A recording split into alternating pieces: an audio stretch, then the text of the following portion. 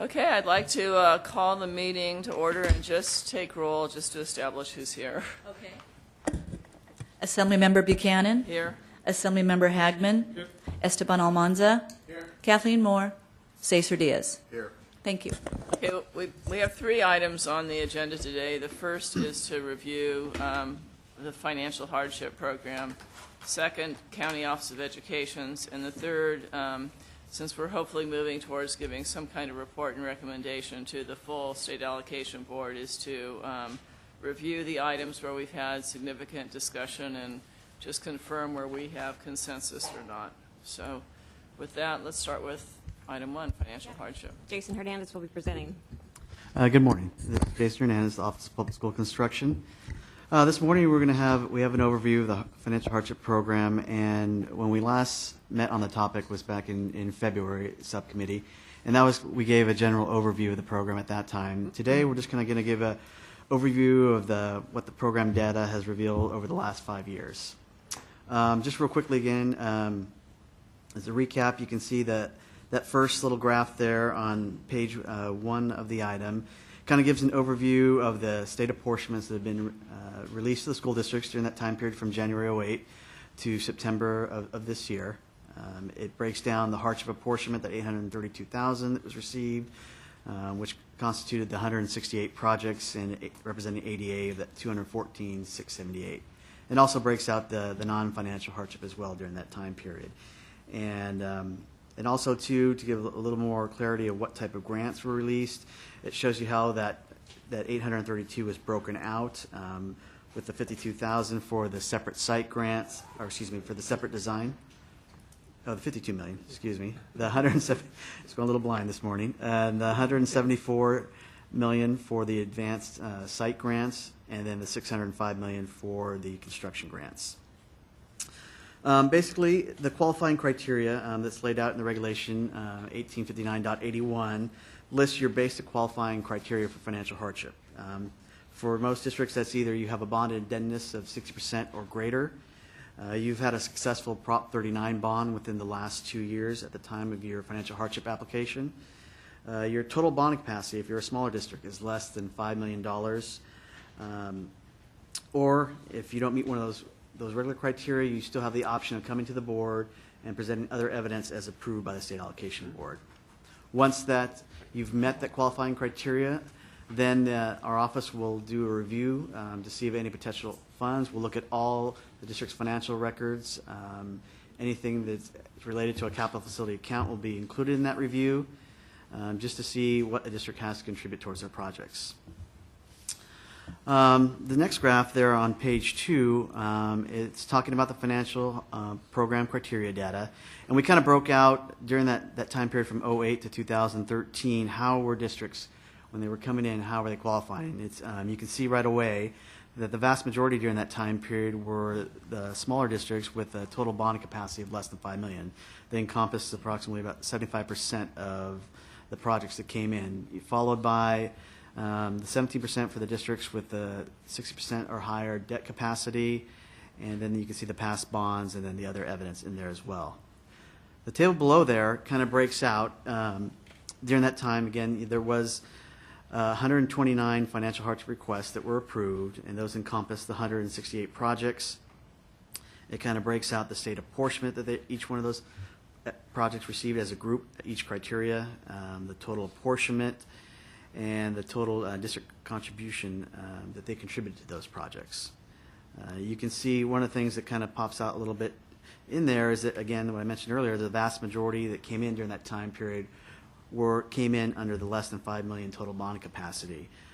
They did have the most projects, in 76 projects, but the amount of hardship they received per project was also the smallest. So it kind of falls in line that these districts have smaller bond capacity, they have less ADA, and they're getting more.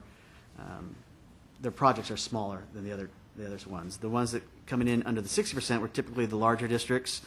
They had the most of the state apportionment and the financial hardship apportionment, and when you averaged it out per project, they definitely were getting the most per project under that criteria. If you go over to page 3, We kind of start then to break out each criteria a little bit more to see if we can get some more information. The first one is the district did qualify under the 6% bonded indebtedness or higher. Just again, it breaks out the number. That was the 22 financial hardship approvals, which constituted 66 projects, and kind of gives you their average bonded indebtedness, which was approximately 83%. The average apportionment per project, the 3.6 million, and then the total financial hardship apportionment that was released for those projects, which was the 240 million. Looking down at the next graph, you can kind of see, okay, so their average apportionment, the bonded indebtedness was 83%. Where do they fall in between that 60 and 100%? Well, the vast majority was between 60 and 69%. You can see 31 of those fell into that category. The next one was actually a group of projects, the 23, that had a bonded indebtedness of 100% or higher. So that kind of lets you know, and it has the other categories too in the middle, but it lets you know that the vast majority were in that 60 to 69% range, and then there was another big group that was above the 100%. It kind of gives you an idea of what the average daily attendance for the districts that came in under this criteria. The vast majority were under the 10,000 ADA, but you can see a couple of outliners there, the biggest one being the 54,000 ADA under that group. We continue on to the next page, which goes into districts that qualified under the successful Prop 39 bond within the last 2 years from the time of their financial hardship approval. This is a little more smaller group. I believe there was 6% of the districts qualified under this criteria. They received approximately 66 million of financial hardship apportionment, and they contributed approximately 19 million towards those financial hardship projects. You can see the daily attendance was actually a little bit smaller than the group that came in under the 60% criteria. These ones, the majority of them, even though it's a much smaller pool that we're talking about, had an average ADA of less than 2,000. The biggest group that I mentioned earlier was the group that had the bonding capacity of less than $5 million. You know, again, over 75% of the financial hardship districts during the time period from 2008 to 2013 came in under this criteria. If you look at the top of page 5, it kind of breaks out the bonding capacity. We kind of broke it out less than $1 million, between 1 and 2, between 2 and 3, the 3 and 4, and the 4 and 5 million. And it's easy to see right away what jumps out is the vast majority of those districts had a total bonding capacity between 1 and 2 million. Over 41 of those projects came in and their districts had a bonding capacity in that period. You can look at the ADA, and that kind of breaks out and really lets you know that these are smaller districts. It's kind of the majority of them were under 800 ADA, with a couple of outliners there up to that one up at the top had about approximately 1,800, but we're talking about districts with really small ADAs. When you look on the top of page 6, it kind of tells you what kind of apportionments those districts were receiving. You can see the vast majority of them were getting hardship apportionments that were $500,000 or less. And in fact, over, approximately around 70% of the projects received an apportionment that was less than $2 million. So we're talking about ones that come in under this criteria are receiving much smaller projects. They're districts with ADA that are much smaller, and they're districts that have total bonding capacity of really the vast majority of them of less than $2 million. The last category was other evidence. During this time period, we actually only had 2 districts that came in under other evidence. And again, just real quick, if a district doesn't meet one of the 3 criteria we just mentioned, they don't meet the 6% bond indebtedness, they haven't passed the Prop 39 bond, or their total bonding capacity is not $5 million or less, then they can come in under other evidence. There's no set criteria when they do come in under other evidence. Some districts in the past have come in because there's been a possible loss of revenue streams, such as one district, the local Army base closed, and so they lost those federal dollars from those kids that were attending that school district. It could be some action by the federal government. There could be various reasons why they come in. There's no set data, but there's been 2 that's come in over that last period. They received apportionments of about $436,000 in state apportionment, and then about approximately $221,000 in financial hardship apportionment.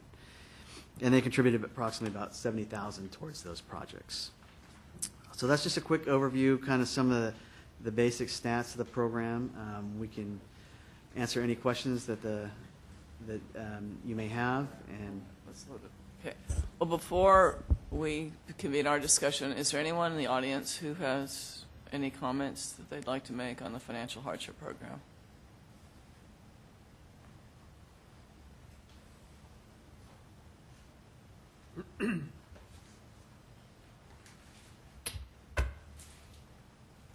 Good morning, subcommittee members. My name is Brandon Kitagawa. I'm with Regional Asthma Management and Prevention. We're interested in sort of the health impacts of school facilities. I think I was interested in learning about the financial hardship program, specifically because it addresses a barrier for an investment in school facilities, and it certainly seems like the program has been effective at helping schools that have a hard time financing the investment in their facilities. And what it makes me wonder is if this is this the only barrier that schools face in regards to getting this kind of support from the state? So do we have a sense of other districts that aren't accessing this money and that may need it but aren't? And is there a way? Are those if there are barriers, is there a way a new program could be structured to address those barriers? Thank you. Yeah. Are there any other comments? All righty. Well, do we have any questions or comments from members here? Well, I think one of the things, I like all the reports and stuff, but, over the few years, we've been hearing about the different local part, and it kind of goes back to our database, I guess, to a certain extent. None of these reports reflect really the assets or the previous management of those bond funds were actually utilized on. So I know we haven't got to the county offices yet, but I know that they're kind of like a different criteria than school districts, but school districts can be truly insolvent because they don't have the money, or they could have been buying a bunch of other things and using the bond money on, then coming to us. So I'm trying to figure out if at that third piece of information, or at least as a qualifier, hey, you have your school district of 5 sites, school sites, but you have 30 pieces of vacant land you never built on, and you have 4 of the buildings you're leasing out, but you're bonded out because you built 4 Olympic-sized pools. I don't know you may like this, but I'm just saying as an example, that should be some kind of disqualifier or something. We need to look at that whole picture in the qualification process to make sure those who are really, truly, basically needed and not just spending on different things. And I'm not sure how about going and doing that, but the thoughts. Oh, good. Do you have questions? Good. Well, what I would like to, I think we're always going to need a financial hardship program, particularly for those districts that have very low bonding capacity. I don't know what the right cutoff should be or what the right criteria should be per se, but clearly, if you're whether you're an elementary school district, a unified, or a high school district, if your bonding capacity is only $5 million, that doesn't cover the cost of fixing a school or building more. And I don't know whether $5 million is the right threshold, or $4 million, or $6 million. But clearly there are some districts that don't have the assessed valuation, and regardless of how much effort they put into it, they can't meet the facility needs there. I do have some concerns overall on the requirements. When I think about a West Contra Costa that, Phil, you can correct me, I think 3 times has gone to the state board and asked for a waiver on the ratio of the bonded indebtedness to the total assessed valuation, versus a district that can be at 60% and then enter the financial hardship program and have unlimited projects. That means that the taxpayers in West Contra Costa are not only paying more than their maximum, the maximum indebtedness to fix their schools, but they're also paying for the districts that are at 60%. And so I question whether or not the threshold should be 100%. I mean, I don't, you know, and we know that even then districts can get waivers. So I do think we should be taking a look at the criteria and deciding what is reasonable, because the whole intent of the financial hardship program in my mind is to make sure that districts do all they can to fix their schools.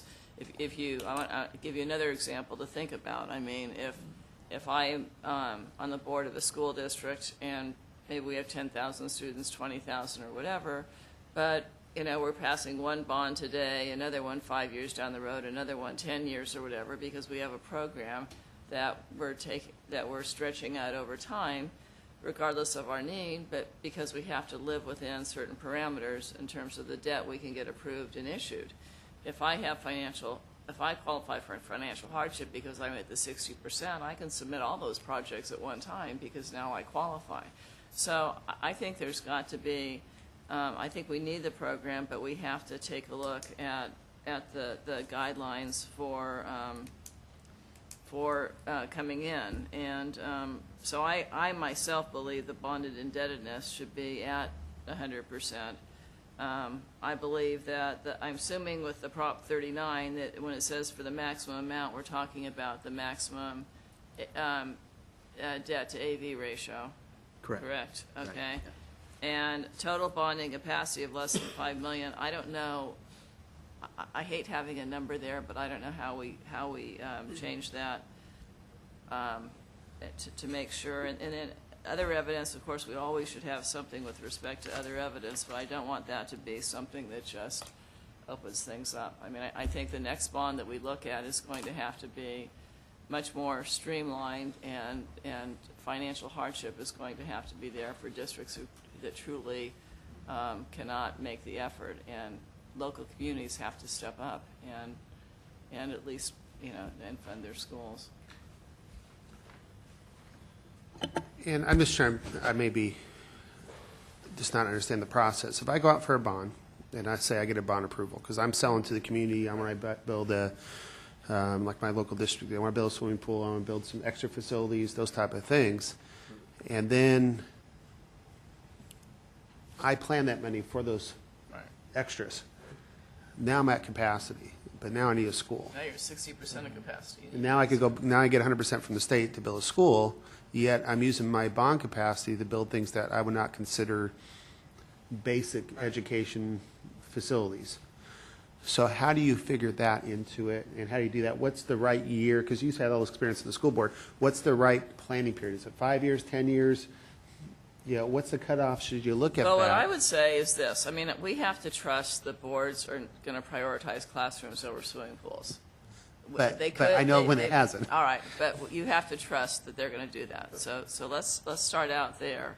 I think the question we're looking at is, should districts have to make the maximum effort and be at 100% bonding capacity to qualify, or should they be eligible at 60%? Because if they're eligible at 60%, they have ability to raise more funds. I mean, why then are other districts at 100% or 75% or whatever and not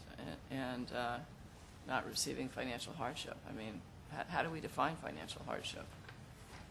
But that's what it is. I mean, for me, the definition of financial hardship is that you basically have the basics, and you're trying to put up some buildings because you have to house students. Well, And that's it. And financial hardship to me means you've exhausted all your other avenues or resources, and you have the need. You know, you have schools that need to be built or rehabilitated. You know, and you're coming to the state to ask you to help you out with that. That's what financial hardship means to me. If you look at where most of the apportionments are in the 60 to 69%. Yeah. In many government programs, it also means the poverty level of the community. Right. So, The problem with the poverty level of the community is that if you take like a West Contra Costa that passes all of its bonds, or for that matter in Oakland that serves a high percentage of at-risk students, depending on, and they pass their bonds, but you know, the assessed valuation in a community can be high even if you have more at-risk students because of commercial property. And those districts oftentimes pass bonds and are able to fix their schools. Then there are other schools, districts that you get in much more rural communities that don't have the residential AV, they don't have the commercial, they just don't have the capacity, and they're in a much different situation in terms of needing support from the state. So I'm not sure you can base it solely on the demographics of the students in the school. I mean, the reason we do the local control funding formula and provide more resources is because we know on the operational side, on the academic side, we need more resources. But I don't know on the facility side if you can, There's a lot of factors. do that. I'm open to whatever, but it's. Well, for me, it goes back to two things. So one is the bonding capacity. I think there is a good argument to raise that up. Should it be 60, 80, 100? I don't know. I'd love to get some input from those who actually have to look at these applications. I mean, if you're at 99%, you're going to go out for a bond for 1%. That's not practical. So there's got to be some threshold where it's actually worth the effort to go through a local election to get bond out there. And that's going to be different on the scale of what that is. A 10% to LA Unified, it's a lot different from the 10% from some little tiny school district to actually have the expense to go through to have an election of a bond. So maybe there should be almost a sliding scale based on the size of the district and the cost of going out for that process. I don't want the cost to go out for the bond to be more than it would be to actually get the revenues from the bond and uptake for it. And then also for my argument, I don't know. Again, I would love to look at the full financial structure of the district. Are they, do they have excess assets they can help utilize for their own building's sake? And that's more for me for the counties than it is for the general school districts. I don't think a lot of school districts are banking vacant lands and empty sites, but I think it should be a factor if they do have a lot of excess assets that are not being utilized for instruction. And, frankly, and if there is any examples of, quote, gaming the system, or if I'm going to use my 60%, and I'm going to go up to 60%, build all the fun stuff because that's what I get support from the community, and now I'm stuck, and I could go in and apply for the 100% for the state financing or this program. Yeah, I'd like to avoid that as well. So there's like 3 or 4 different silos for me, but I think it just needs to be looked at from the pragmatic standpoint, and I'm open to whatever suggestions those are as far as raising those thresholds. But if you do it on property valuations, it could change from year to year, and you go through the process of getting the okay to go for a bond process one time, and you set it at the absolute limit of 100%, and all of a sudden your property goes up or goes down in the 6 or the year period where you go out for that election, and now you don't qualify. That doesn't make sense either. So I think we have to look from this from the pragmatic standpoint. Okay, raise the limits, but it may have to be scaled toward the size of the school districts, and to have some time periods that absolute. So like when you certify it in this date, that's good for 3 years until you actually get the bond passed, with the valuations going up and down on local properties or something. That way they're not chasing their tail around trying to figure out what that magic number is before they come talk to us. And by the time it goes through us for 3 years, it could be completely different as well.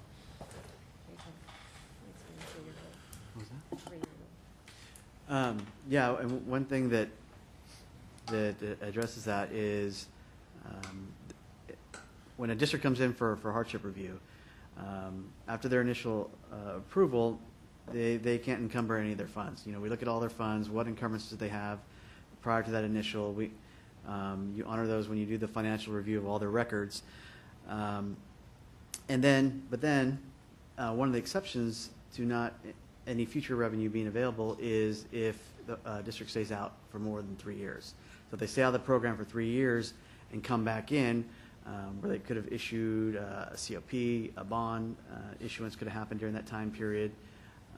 They could encumber any of the proceeds from that they received during that time period and come back in at a later date. Then you run into that problem, kind of what you were talking about there, where then at that point it's treated as initial again, and you potentially lose out on that revenue, and then again the state will have to pick up the 100% for the classrooms. You guys would know better than us, at least for me. I can speak for myself only. But you would know what the applications, you would know the districts. If there are loopholes, basically, I think that's what we're trying to look at. Can we tighten this up a little bit so there are not loopholes in the system?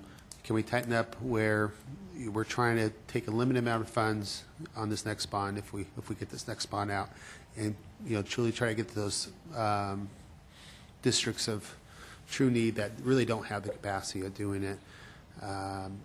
We want the districts to self-help the best they can and to take care of themselves as much as possible. I think that's an indication from the administration. But at the same time, I think we're a partner in that. And for me, any kind of partnership needs disclosure. It needs to be open. And I think from the last amount of monies you guys put out over the last 10 years, you should have, if there is any examples of gaming the system, you would know about it, and you would be able to have some minor fixes for it. And then if you need to limit those pools to the truly needy and you want to raise the threshold to a different percentage than 60%, as long as it's pragmatic, I'm okay with that, because I think it gets it to the needier school districts.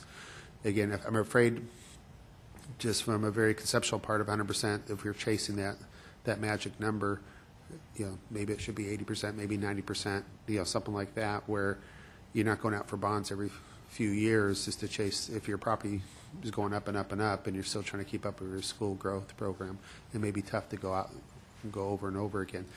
But I'm totally open to suggestions. So, refresh for all of us, if a district stays out for 3 years, it has to recertify, but if it doesn't and stays in the program, at what point do you relook at the 60%? Well, going back, the hardship approval is good for 180 days, the 6-month period. If they come back in for renewal, if they come in within the 3 years, you still have to do the full review. They still have to meet the qualifying criteria again. There's still the review of funds. The difference is between the two, then a district that comes in post those 3 years, it's the exact same review. It's just that a district that has to continue to come in, say whether it is for another phase of the project, you got a design grant before, you're now coming in within the 3 years because you need to move forward with the construction grant, or you have some other projects that you need to move forward. The only encumbrances that we will honor or look at is ones that were entered into prior to that initial. If they wait the 3 years and come back, then you have the opportunity to encumber funds again. So if any new revenue streams became available during that 3-year time period and they were contractually obligated for whatever project or whatever reason, then those were encumbrances that could be treated. So it's almost like you're looking at an initial again. Even though they had one, say, 3.5 years ago, they come back in 3.5 years later. That's the main difference, is what those encumbrances and any new revenue that came in during that time period can possibly be encumbered prior to them coming in. If you come in within the 3 years, any new revenue streams that weren't previously encumbered don't have that opportunity. Those need to be contributed to your projects. But in both cases, you would still do the full review to see if they meet the qualifying criteria and review all their available capital facility related accounts. So let me see where I think we have consensus. I think we have consensus around increasing the bonded indebtedness percentage from 60%. Maybe not all the way to 100, or if it is at 100, some kind of evaluation as to whether or not the cost of an election, particularly for a district with a low AV, would exceed the amount of revenue that was required. The successful Prop 39 bond pass for the maximum amount allowed within the 2 previous years. I mean, if the maximum amount means you're at 100% bonding capacity, then that really, I mean, how does that differ from being at 60%? Well, there's 2 different statutory limits. There's a statutory limit. So for a unified district, your overall bonding capacity is 2.5%. Right. But your Prop 39 limit is at $60 per 100,000 per bond. Right. So if you reach your Prop 39 limit, you can go out, and you're still below your statutory limit, you have the ability to go out and pass another Prop 39 bond, and then the $60 per 100,000 starts over again. So, right. So we're saying if you're at the $60 or if you're a unified or high school at the $30, that you can qualify even though you still have the ability to go out for another bond. Yes. That's my understanding.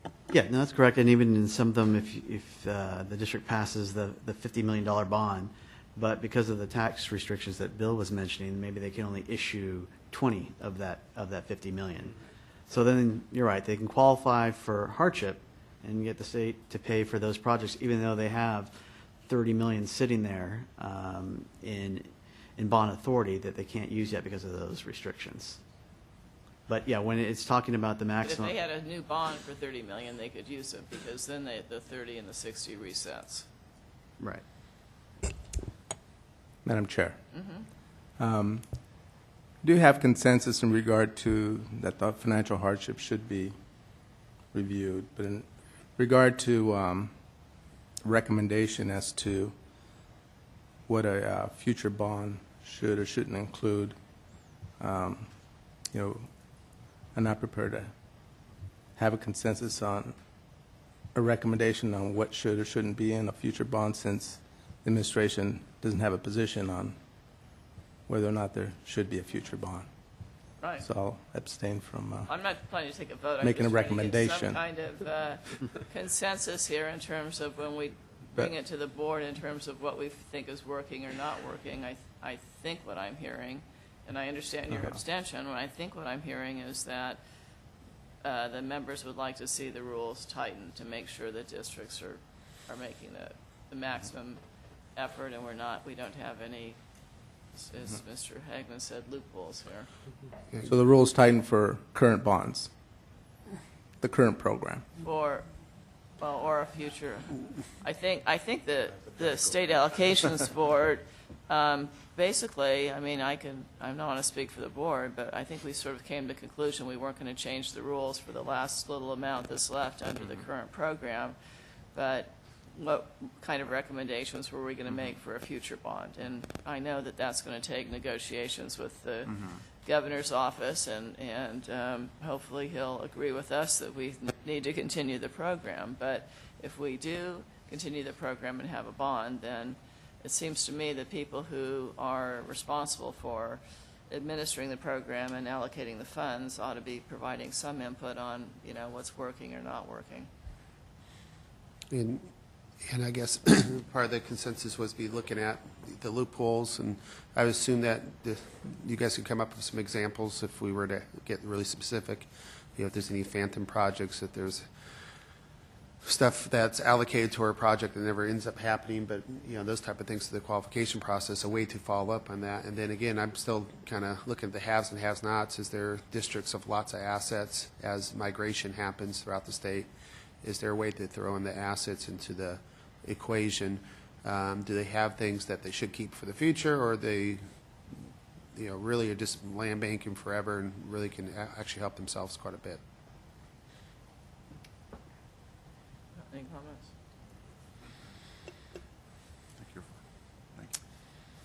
All right. Then we will move on to county offices of education.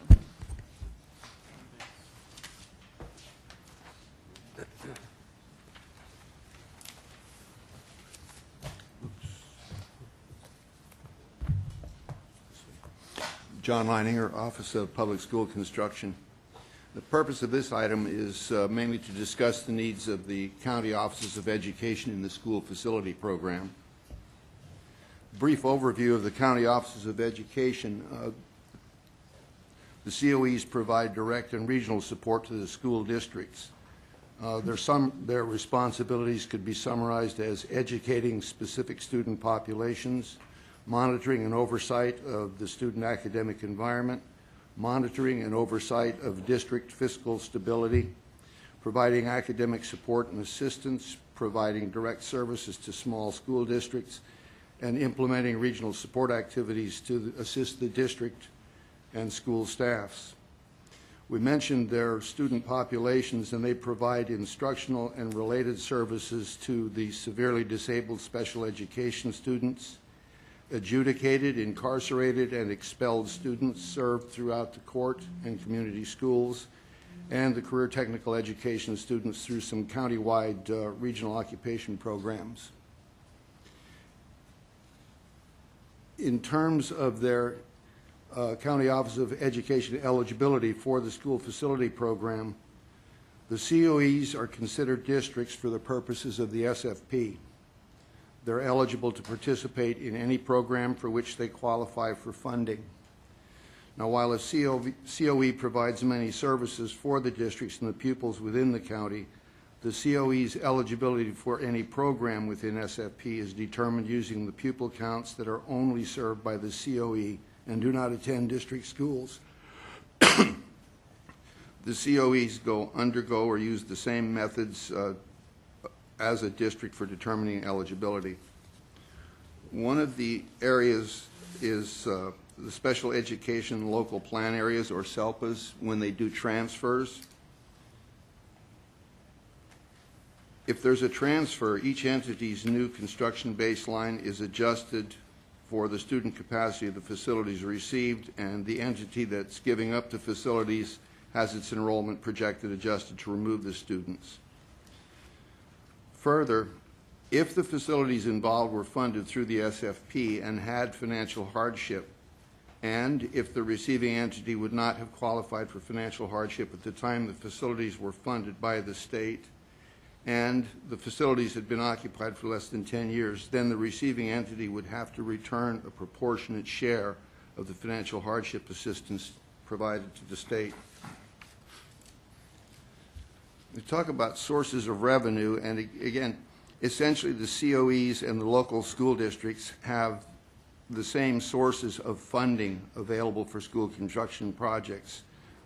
They have site sale proceeds as potential, federal grants, interest from holdings, financial hardship program, savings from prior SFP projects, and certificates of participation. But of these potential sources, we've experienced that most COE funds have historically come from either interest, financial hardship program, apportionments, and savings from prior SFP projects applied to the new project. On page 8, we have the chart showing the COE funding, and since the inception of the program, approximately $1 billion, or about 3% of the $31.2 billion in apportionments, has gone to the COEs. And the COEs, at the same time, currently have about 1.6% of the student population, based on CDE's data for 2012 and 13. Then at the bottom of that, we've broken it down a little bit further in these apportionments since the inception of the program. The total is about $988 billion. And the first category is advanced grants for design. In other words, they've gotten the design grant but never moved beyond that to an actual full grant for construction. And you can see there's about 190 of those projects receiving about $29 billion. Billion. First time, sorry. Advanced grants for the site have not moved forward to construction. And again, there's about 14 of that 190 that actually came forward to a site. So there's only one of the 15 that was really for a site only. And again, it's about $17 million. It's about 1.7% of the total apportionments. And then finally, Could you explain that a little bit more? Because we have 15 have not moved forward to construction, so 14 of them, they did move forward to purchasing the site, and one didn't. Is that what we're saying? yes, in other words, basically, it's kind of like perhaps a three-step process. I can come in for design. Once I've completed that, I may move forward to site, or I can come in for site independently, and then ultimately I go to full construction. What we were trying to focus on here was those that applied but didn't quite get to full construction. Okay. So again, the grants for full construction or finalized was the $942 million. It's about 95% overall. We have an attachment A that shows a table of the total apportionments by county and by region, and it shows you the apportionments since 1998. Can I Pardon? back up again? The 95.3% is of the dollars, not of the number of applications. Yes, ma'am. All of those figures, the 3%, the 1.7, and 95.3 are all as a percentage of dollar amounts. As I was mentioning, in attachment A, it's by county, by region, subtotals, and it shows the apportionments since 1998, the financial hardship grants since 1998, and then we have some enrollment figures to give an idea of size for the year 2012 and 13. We have a second chart, attachment B, and that focuses on new construction and modernization for the COEs. And basically, since the inception of the program, the COEs have received $982.7 million in funding for new classrooms and modernization of 404 classrooms. And you might note, we earlier said there was $988 million in total apportionments, and then the new construction and modernization is 982, almost 983. The slight difference there is the attachment A is showing apportionments for other programs beyond new construction and modernization. We also took a look at, we have a chart or attachment C that takes a look at state and local contributions. And what we looked at is from January 2008 through May 2013, 56 new construction projects were apportioned. They had total expenditures of $306 million, with the state share being about $148 million, financial hardship approximately $159.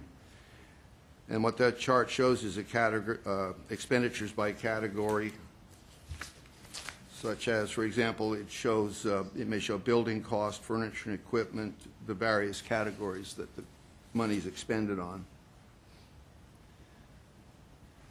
Then we have another attachment D that shows the COEs, their permanent construction versus total construction is attachment D.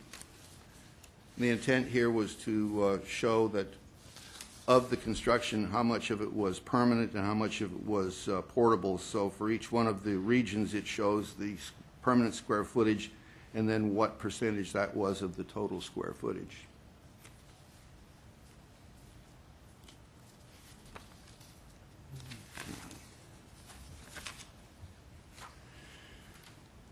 We also had some information on the COE pupil grant requests. And what we did here is the chart on page 9.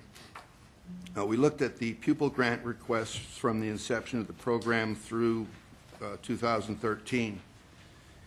And we showed the categories of pupils. We had the elementary, middle, and high school, and these are for the community day schools. And we show the non-severe and severe. And you can see the percentage of the pupils, and we estimated the classrooms. What we basically did was took the number of pupils and divided by the loading standard. So it's kind of an estimated figure. And you'll notice about 2/3 of the construction was for community day schools and other K through 12 students. 1/3 was for the severe and non-severe. And you'll notice that the high school community day is slightly over half of the population, and the non-severe was about roughly 1/3. We talk about some discussion topics that came up in the February 2013 program review subcommittee meeting. And the members were looking at the unique needs of a COE and how future programs might address those needs. And some of the areas that of discussion that were brought forth included the sources of funding, the least restrictive environment for special education students, some of the fact that there are fluctuating student populations, COE and district project coordination when they combine on a project, and community school loading standards.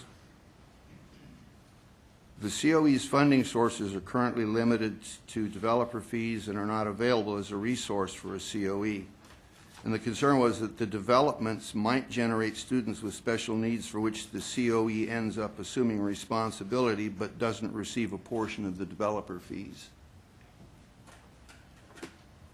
There was a lot of discussion about the least restrictive environment for special education students, and it centered around the fact that you have the Individuals with Disabilities Education Act references least restrictive environment, which basically says that the goal is to educate students with disabilities in regular classrooms with their non-disabled peers in the school they would normally attend if not disabled to the maximum extent appropriate.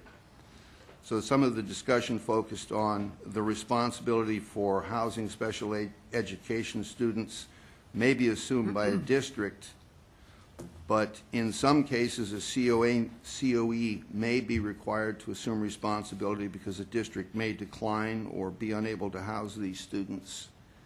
And the district has the obligation to provide facilities for a SELPA. There was also discussion about with these student populations for COEs, they can be a lot of fluctuation because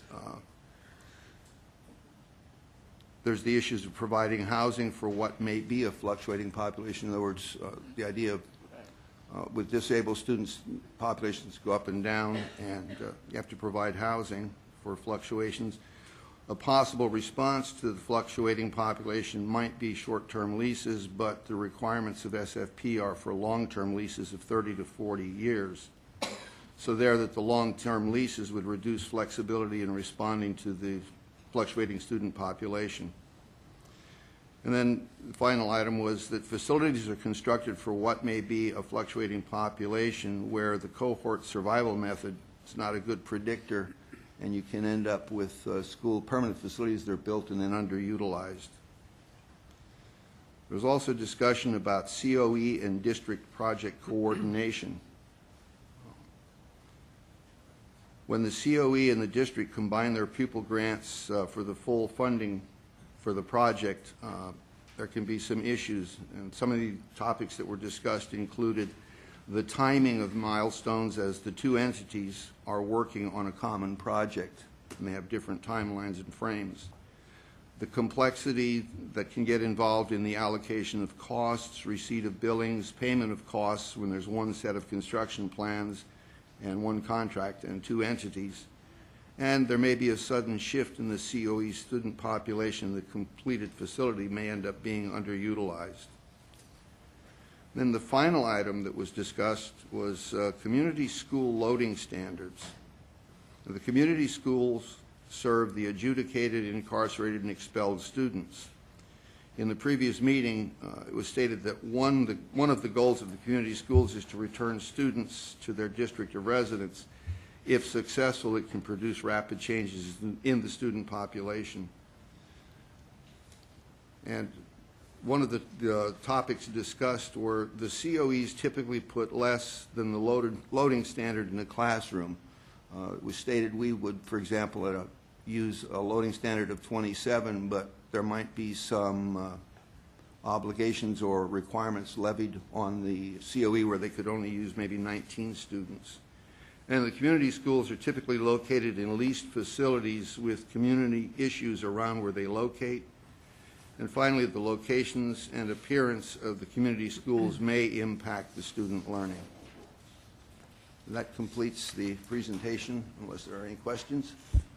Well, what I'm going to do is use the same format as before. Is there anyone in the audience who would like to speak about county offices of education?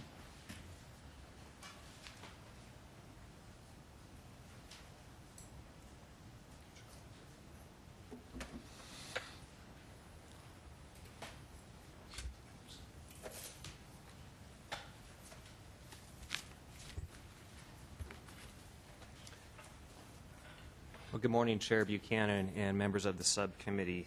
Thank you very much for this opportunity to discuss the unique COE needs. First of all, I'd like to thank staff.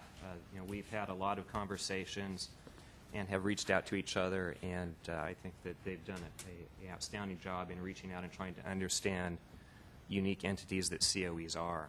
State your name for the record. Yeah, I was going to say, just identify yourself. Thank you. I apologize. I'm Jeff Becker. I am the Director of Facilities at the Fresno County Office of Education, and I'm also Chair of the County School Facilities Consortium. I'd like to elaborate just a little bit on the background that staff gave.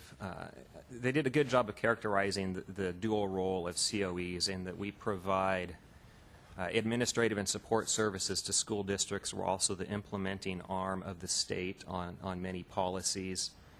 And in particular with the local control funding formula, our role in that area we see as likely expanding. So there is a great deal of administrative work that we do. I know that's not the context or under the purview of the SFP, so I won't go into that in a great detail. And then there are the two student populations that we serve, the students with special needs and the alternative education programs, the court and community school programs. The participation that we've had in the SFP has been extremely helpful in our ability to house these students that are oftentimes marginalized in our current system. And so we've been very appreciative in the ability to participate. I believe that our participation, as evidenced by the staff presentation, has been fairly proportional to the number of students that we serve and the types of programs that we offer. So it was actually affirming for me and encouraging to see that the $1 billion, about 3% of the program, is the amount that county offices of education have received. So I think that we've done a good job in accessing those funds, and the state has done a good job in partnering with us in housing those students. I'd like to comment a little bit on the regional nature of COEs. This is where we differ from our school district counterparts. Our students come from across our county. So Fresno County is 6,000 square miles. We have 500 students in our community school program that come from all over that county. So when we look at where we house these kids, we're looking at much more of a regional basis without regard to district boundaries or where those students are coming from. Just to be efficient, we need to analyze transportation and how many students are in each area of our county. And the same can be said for students with special needs. We have, again, about 500 students with severe disabilities, and they're coming from 30 districts in Fresno County. So that's a unique distinction I'd like us to keep in mind as we talk about these issues. Fluctuations in student populations in both programs. Staff mentioned that the cohort survival model sometimes is not the best, and I think that at the February meeting, staff mentioned that our enrollment projections have the greatest amount of deviation from what we projected, and that is because our students don't arrive based on birth rates and how many kids are matriculating through the system. We get our students based on referrals from school districts, from how many students with special needs are being identified and what particular disabilities are being identified. On the community school side, we receive our students essentially by referral from the court system and also expulsion rates at school districts. So there are circumstances that are sometimes outside of the control of the County Office of Education and School District that impact our student populations. For instance, in Fresno County, if our probation department is scaled back, their ability to refer students to our program can be limited, and it can cause great fluctuations in our program. We've been able to house the majority of our community school students in permanent facilities now, but there are those fluctuations that still take place, and we have to use leased facilities, and we'll talk a bit about loading standards in a bit. But that can make housing COE populations definitely a challenge. And it's one that requires creativity on a lot of levels, at the state level, at the local level, definitely working collaboratively with other agencies, even outside of the school community.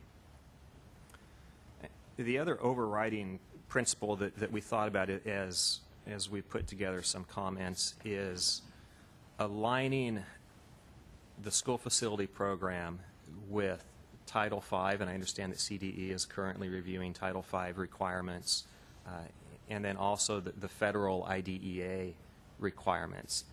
We need to look for points where we can align all three of those in the same direction to encourage the correct policy decisions and type of decisions that we want to see at the local level. So if there are times where either of those are getting in the way of that good decision, I think that we need to identify those. I think we've identified a few of those for you here today. Let me start by talking about alt-ed loading standards. This might be the easiest of all the issues, so we'll start there. As staff mentioned, smaller class sizes are the norm in our community school programs. In Fresno County, our loading standard is 19 students to one teacher, and it is in our collective bargaining agreement. So many counties have it in their collective bargaining agreement as well. The teachers' unions feel that this is an important issue, and that in order for them to have the best working conditions and best educational outcomes, a smaller class size is definitely warranted there. So the current standards for high school, the 27 to 1, for the elementary 25 to 1, cause a disproportionate use of eligibility when we construct those facilities. In other words, when I build a classroom for a high school community class, I expend 27 pupil grants, but I can only house 19 pupils, and that leaves 8 pupils unhoused. Let me interject. That's by your choice to sign that contract, though, with your teachers. No, the reality is that when you're educating students in the court schools or other programs, it may be part of the teacher contract, but you're educating some of the most at-risk students. And I understand, but it's not a state law or anything like it's that. not a state law, but the reality is that you won't find any programs at 27 anywhere in the state or your normal loading standards, because you have students that have such high needs. And so the question that you're bringing up to try and keep this moving a little faster is whether or not our loading standards for facilities for these unique classrooms should reflect the overall loading standards for the community day be probably high schools, or whether or not they should the loading standards should be changed to reflect the actual experience or class sizes that you have out there. Yeah, that's correct. Thank you. And I just want to point out that there has been quite a bit of work on this issue, I believe starting in '99, with a study that was done by DGS, and they arrived at basically the same conclusions, that loading standards realistically are closer to 18 to 1. And it's come back to implementation committee and SAB at various points in time. But the issue that always came up was that to correct that loading standard and to adjust the grant so that the funding per classroom remained the same required legislation. Right. And so it kind of got stuck at that point. So if we could move on to the next point, that would be great. So I think now is a good time to look at that. Very quickly, I'd like to talk about grant adequacy. I think we're all familiar with the unique needs of a student with special needs and what type of facilities that requires, therapy units, restrooms, et cetera. Briefly, on the community school side, again, because our goals are to help these students recover their academic units and then to return to their district of residence as quickly as possible, we provide a lot of supplemental services that a typical school doesn't have, and we have to house these people as well. So I have a site that I just completed, 6 classrooms, and in addition to the regular complement of school staff, we house 2 probation officers, we house 2 mental health counselors, and 2 substance abuse counselors. So, you know, that puts a load on, or a strain on the grant, and so looking at that, I think, is warranted as well. That should also be informed by the review of Title V that's happening. Special education siting, and again, staff mentioned coordinating projects with districts. This is a great example of where we need to look at aligning the SFP with Title V and with federal requirements. Again, because of the regional nature of our programs, the district boundaries can be problematic for us. I'd like to talk just really quickly about SELPAs a little bit. I spoke with my administrator of special education. She's the chair of a statewide SELPA organization, and she shared with me that there are approximately 130 SELPAs in the state. 60 of those, roughly, to use round figures, serve single LEAs. So, for instance, in my county, Fresno Unified has their own SELPA. So that leaves 70 SELPAs that serve multiple LEAs, and essentially they're serving the 1,000 school districts in the state in those 70 SELPAs. So that regional nature is really evident by that as well. What we have to look at is how do we create integrated housing opportunities for these students? How does the SFP facilitate that in line with Title V requirements and federal law? And we believe the best time and often the only time to create this truly integrated housing is during a modernization of a campus or when a new construction project is happening. If you miss those 2 points in time, the result that you get is a portable building put on the fringe of a campus somewhere. And I think we've all discussed that ad nauseum and agree that that's not where we want to be. So we should look at ways to facilitate joint projects between county offices of education that run SELPAs and districts to ensure that when those opportunities arise, we don't miss that boat. We think that that's a very critical thing, and my colleague Jenny will speak a bit more about that. Another area is, and staff mentioned this, so I won't go into it in great detail, but we need to figure out ways to coordinate our timelines when those joint projects happen.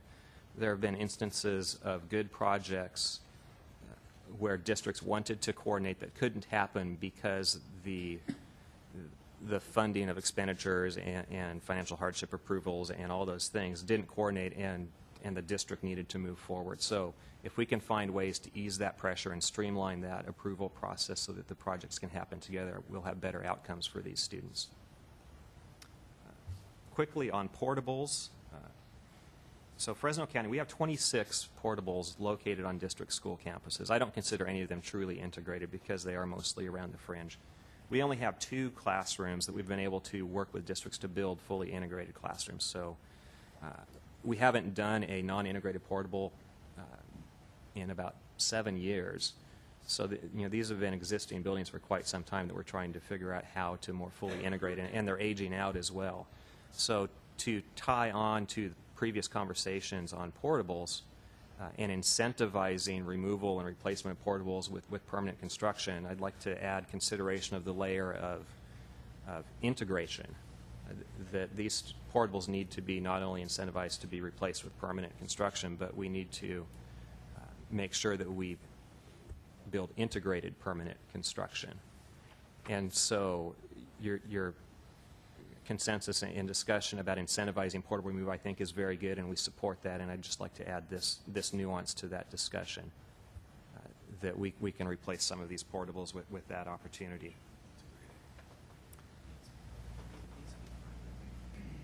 Financial hardship, just very briefly, I mentioned in my opening comments that COEs have greatly benefited by participation in the SFP. We think it's proportional and would advocate that continued participation in the financial program should be an option. We do look for funding sources wherever possible. I mentioned a project that I just completed. We use site sale proceeds, and we're on the acknowledged list for that project. So where we can, we do complete projects with match, but it's been a critical piece in us housing these students. And finally, we spent a lot of time thinking about what funding sources realistically county offices can bring to the table, and it is a difficult conversation. One area that we think merits a little bit of investigation, and while it is not going to yield a significant amount of dollars, is taking a look to see if there are a student population that county offices of education serve that are not being included in any developer fee calculations. Some of our SDC students may fall into that situation. And I'm not a developer fee expert by any means, but I believe that merits taking a look at. It's certainly not going to yield a significant new amount of dollars, but some dollars. So with that, I want to again thank you for your conversation on this issue. I think it's very important and very much appreciate that. Thank you. Okay. Good morning, Madam Chair and committee members. I'm Jenny Hanna. I'm from the Kern County Superintendent of Schools, and I'm past chair of the County Schools Facility Consortium. And I wanted to elaborate on the special education citing issue or barrier that I believe we still continue to have in the school facility program. And you have a contingent here of Central Valley folks, which I think is important because I think our area, our geographic area, is one that's going to continue to grow in the state of California. And the barrier to overcome on citing for special education classrooms for county offices is one that occurs for us when we get the referrals in our SELPA for the most severe population of kids. We're responsible for the education component as well as the classroom for that child. And because of Title V and because of least restrictive environment, we're required to look for an integrated location for that child. And we don't have a territory, we don't have a district or a integrated population, and so we go to our school districts looking for that location. And because of the fluctuating population, I'm in an 8,000 square mile county. I have 765 severe population children that we're trying to educate, and so trying to maneuver that and find a location that will work, and going onto an existing school site that really doesn't have a equipped special education, severe special education classroom. Could we try and sure. narrow the conversation to exactly what the in the issue is? program you think works or needs to be changed? Okay, so I think So in alignment with, repeat.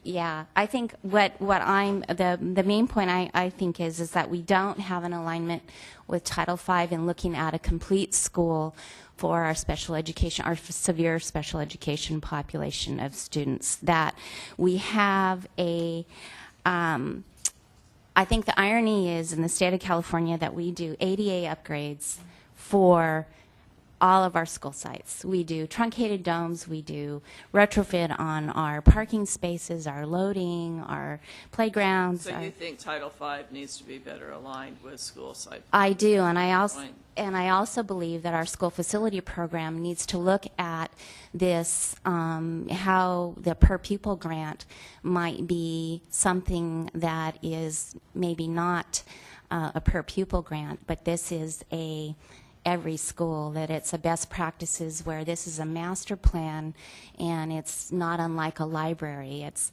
when our students don't have the opportunity to be educated in their neighborhood school, when they arrive and they can use the restroom but they can't be educated in that school, I think that is an issue.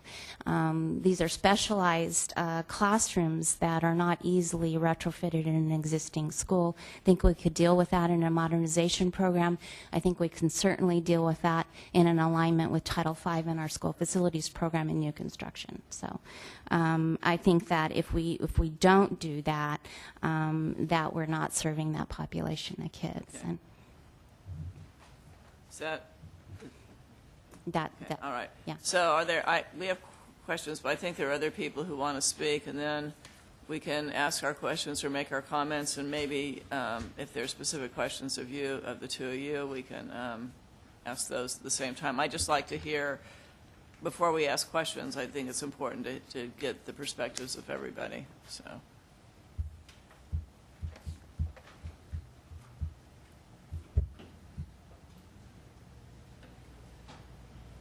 Good morning. My name is Paul Hansen. I'm with the Ventura County Office of Education, and I was the former chair of the Facilities Subcommittee for county offices. I just wanted to say I'm really also very happy. I've been following all the subcommittee meetings, even though I haven't been here. I've been following on TV, and I'm really glad that you guys are taking the time to find out about all these various aspects of the program. I think it's a great program. I think we all have a lot to be proud of with the program. And I'm really glad you've taken the time to find out about the Facility Hardship Program and county offices in particular.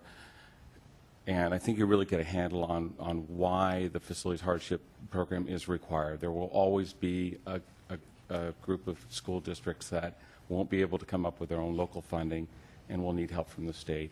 And the county offices, we just happen to be one of those types of groups that is unable to come up with local funding, so we are going to need help from the state.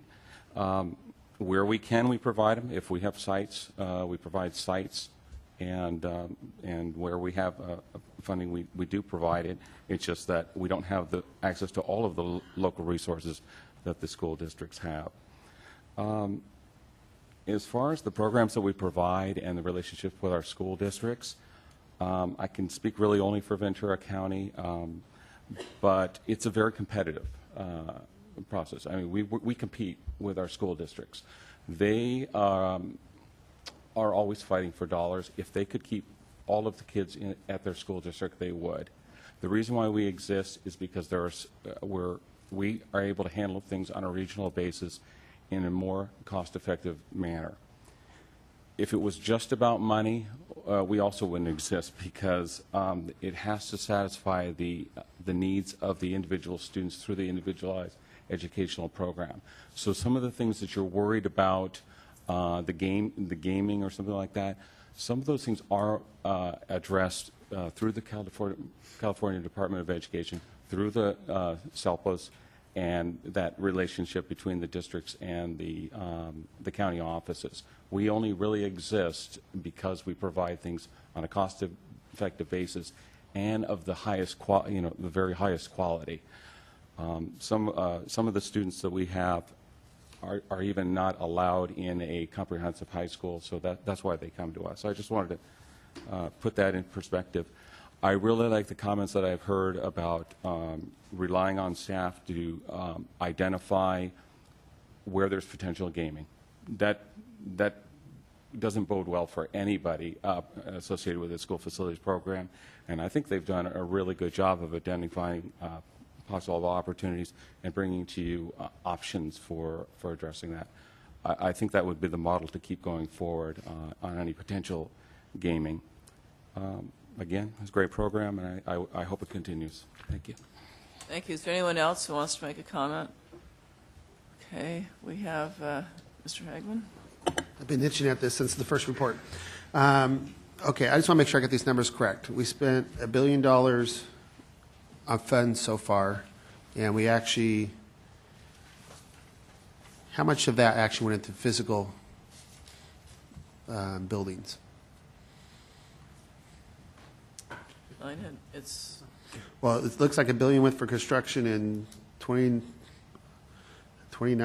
not, it looks to me No, I like don't know. 942 million went to construction grants, and with the 29.3 and the 17.1 So all that. was money that never advanced to Well, construction. And again, even there, some of these design grants may, in other words, the apportionment may just have occurred within the last year or two, so they're still normally moving through the process. The same thing with the site. But final grants through construction and completion was the $942 million. Through construction, okay. So, but that's, if you take a look at it as a percentage of the applications, assuming that most of these applications that could go through probably have already expired, only 68% of your applications actually end up going to construction, if I read this correctly. Because in terms of the dollars, we don't know what if the applications that never made it past the planning stage or the site acquisition stage, those dollars don't reflect what the actual construction costs would be of a project. So those construction costs could be significantly higher. So the real bottom line is we're processing, of the numbers of applications we're processing, 32% are never making it to construction. We're basically paying to be the planning department of some of the counties. If I'm hesitant, it's because, as I say, if we look at it, for example, the design grants, Right. in the normal course, it may take time to evolve. So if we were to look a few years down the road and come back and look at this snapshot in time, a lot of that 190 or the 15 may have eventually gone forward to full Well, construction. do we have any idea how many are out there, how many of that 190 are out there now that are still active? Bear with me a second. Because this is going,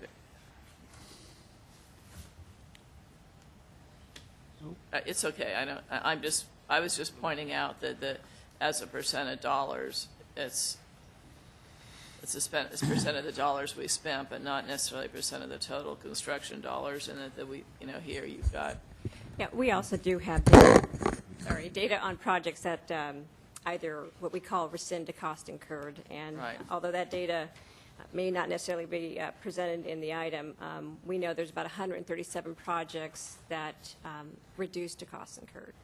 And so that means either some portion of the project, they had costs associated with it, and to some extent, the project terminated, and then, we would give them credit for those expenditures that they incurred on the project, but then yet those projects may not have moved forward. Or With the type of, I'm looking at the overall picture here too. With the type of student population, it does fluctuate. They move, it's not like you can predict, like the testimony was, they can't predict how many students are coming up and going through. And the fact that most of the time you want to do as many partnership with local districts as possible to have the facilities sited on the actual campuses of existing schools.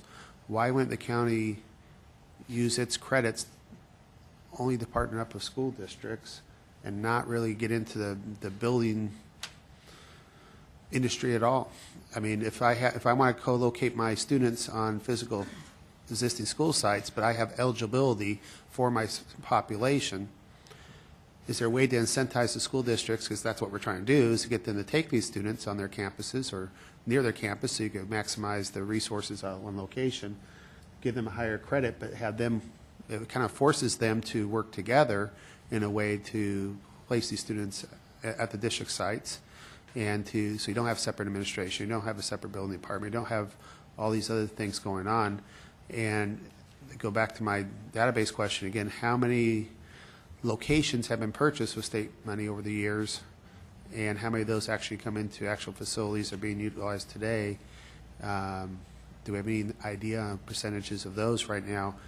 That way, the campus gets a physical location, which we're trying to get away from the portable buildings, and it's actually integrated into their building scheme at the same exact time.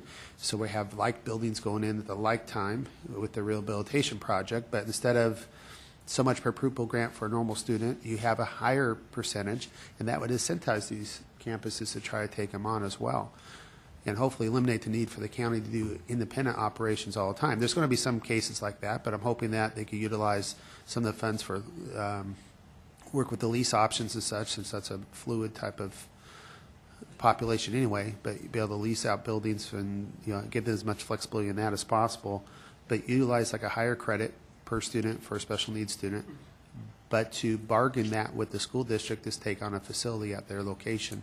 And that way they have permanent buildings at a permanent location, and they will always be incentivized to make district deals with the district staff, their teachers, and all the rest, and these students have the best of both worlds, hopefully. So in which case they wouldn't be, it'd just be working with that, just be credits versus actual operation, I guess. Well, I have a perspective on this, which I don't know exactly how to resolve. But we do know that the county offices of education can't legally sell general obligation bonds. We know that if they could, and they put a general obligation bond on the ballot, it probably wouldn't pass, because parents, community people will vote for bonds that are in their own school district, but they don't vote for bonds for other kids, even if those kids are in their school district. So county offices of education, and they don't receive developer fees, so they're sort of in a unique situation, okay? But, and my comments may be a little bit lengthy, if we have 130 SELPAs, which Jeff brought up in his comments, and 60 of them are single district SELPAs. That's usually districts that have populations of 25, 30,000 students or more. It's more cost effective for them to be their own SELPA than to pay the overhead of the county. And 70 of those SELPAs are a consortium of basically smaller districts within the county where it's more cost effective to have a county-run program with more students. Then we have to ask ourselves, for the 60 districts that are, they're SELPAs that are district SELPAs, they're not coming in for financial hardship for their special needs students, correct? They are funding their 50%, whether it's out of developer fees or bonds or whatever. They are funding their matching share locally. There is nothing that I know of in statute that says when a district calculates its developer fees, and for that matter, even in the state calculation for the level 1 fee, that says that developer fees do not reflect the cost of, only should reflect the cost of building a school without the need for special day classrooms. I mean, I know that when we wrote our developer fee agreements, the mitigation we built, where actually the developers built the schools. They had to build schools with special day classrooms because those students are part of, every bit as part of our population as all the other students. And when you're calculating the cost of your level 2 or level 3 fees, certainly any district that doesn't include the cost of special day classrooms in its schools is not accurately calculating those costs, and there's absolutely nothing in statute that prevents that. So if you know of cases where that's happening, it shouldn't be happening, and you know, part of your developer fees include that cost. If you're going out for a bond, I mean, a district still has to serve these students, whether ultimately the education is delivered by the SELPA or delivered by the district. I know, as being a board member, is that even if I have a student in a program that's run through the county, I'm the one that's responsible for that student. If the county doesn't deliver, you know, the level of service, I get sued as a district. They don't sue the county, or they may bring the county into it, but my school district is also being sued because ultimately that student is a resident of our district, and the school district is responsible for the placement and the education of that student. So it seems to me that the idea that you're a self-contained SELPA, for example, you're responsible, but if you're not, you don't have to come up with that matching share. It just doesn't make sense to me. And so I don't know exactly how we solve this. I know that when we were part of a larger county SELPA, you know, the funding for special needs students was based on the assumption that every school district in the state had roughly, 10.5% of its students qualified for special needs. And the SELPA, before it allocated funds to us, took the money off the top to cover all of its costs, and then it allocated the rest based on district populations. And somehow, I know that you can't always say, well, one district has X students that fall into a certain program, and another district Y, and another district Z, and we know that can change from year to year, but ultimately those districts in the SELPA have responsibility. And I think they should be required to provide some of those matching funds towards providing, towards the, you know, the district or the county match for facilities. I don't think that just because you're part of a SELPA means I'm not responsible for the children anymore. I don't know if we need clarification in statute, but I do agree entirely with the comments made around least restrictive environment. And I do believe it's a violation of civil rights to put special needs students out in a portable and not have them integrated in part of the regular school. Again, I think that's a violation, and clearly, as part of the planning process, either for modernization or new construction, but I even think part of this, part of your ongoing planning process, the sites to serve special populations has to be included in district and site master plans. So, I don't know what we need to do in terms of recommendations of a committee or what we need to do statutorily, but SELPAs and counties are serving students that are located in a district, and those districts have to step up and be responsible, whether those, and provide their fair share, whether the students are part of a court school, a community day school, or part of a special program with a SELPA. I do agree that we need to address the loading standards, because when you're educating a significant percentage of at-risk students, you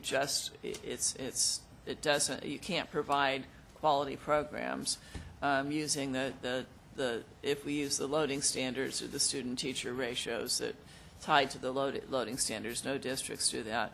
I do believe we need to talk about grant adequacy, although, as all of you know, we have a different grant amount for special day classes than we do for regular classrooms. And one of the things that we've talked about is, particularly on the modernization side, is do we provide enough funding to actually go through and modernize an entire school, or do we, or because a school has, say, 720 student capacity and is only currently at 680 or 690 students, do we then, not provide that full amount? So